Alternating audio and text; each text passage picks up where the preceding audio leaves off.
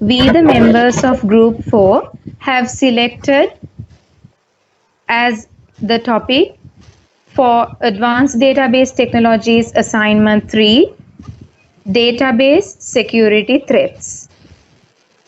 Data is considered as an asset by every organization. Through our literature review, we have explored a selected number of prominent threats affecting database security. And now I invite Ganga to share her findings. Thank you, Ronali. First, we are going to talk about SQL injection. Injection is the top priority security threat, and it is a very powerful attack on the database. There are two types of injection. First one is SQL injection. This mainly targets database systems like MySQL, Oracle, and SQL Server. Second type of input injection is NoSQL injection. In NoSQL injection, it targets big data platform. Injection attack can avoid encrypting the data, give least privileges to the database account, clean and validate the input, use stored procedure rather than implementing direct queries. Our next database security threat is backup exposure.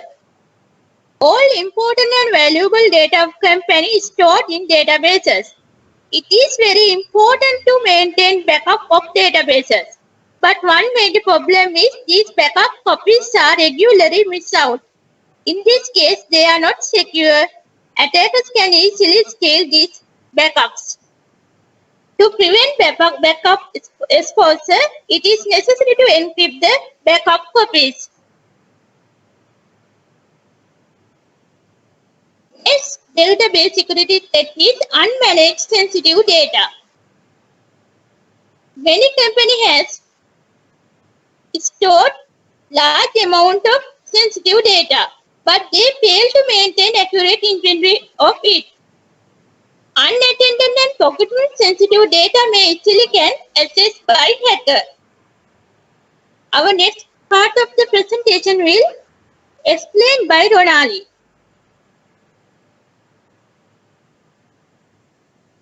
Thank you, Ganga.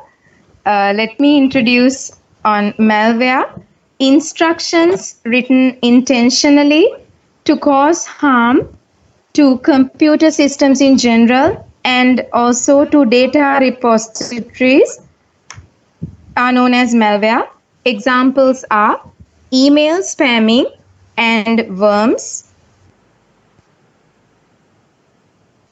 At present, some security measures that are used to as solutions against malware attacks are firewall, virus guard, virtual private networks, and intrusion detection and prevention tools, which assist in withstanding malware attacks. The next threat I will introduce is weak authentication. Authentication identifies a user within a system. Identifying a user is important to grant the access rights that user deserves to use. Weak authentication allows invalid users to gain access into a system, a database or data store using the identity of a authorized user. Some causes that result in weak authentication can be listed as usage of default accounts and passwords, password guessing by brute force, social engineering to convince users to provide their valid login details, and simply stealing valid user credentials from the data stores. At present, as solutions, multiple factor authentication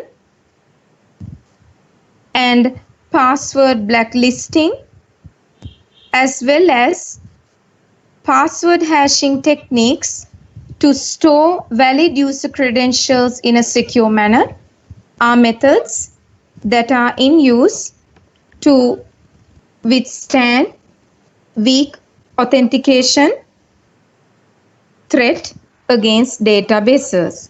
The third threat I introduce will be denial of service.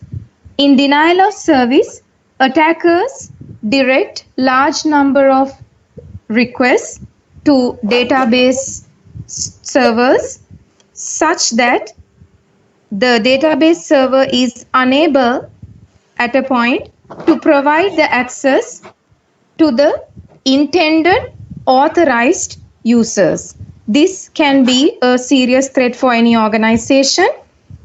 Malware such as worm infections and weaknesses in underlying security and operating systems can be causes for the resulting of denial of service attack.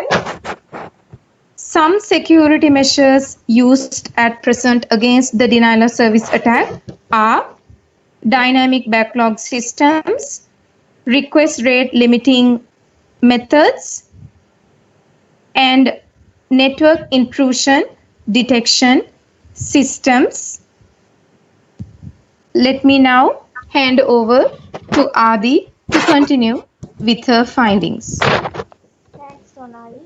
The next finding, excessive privilege users. There are many cases database data being abused by privileged users.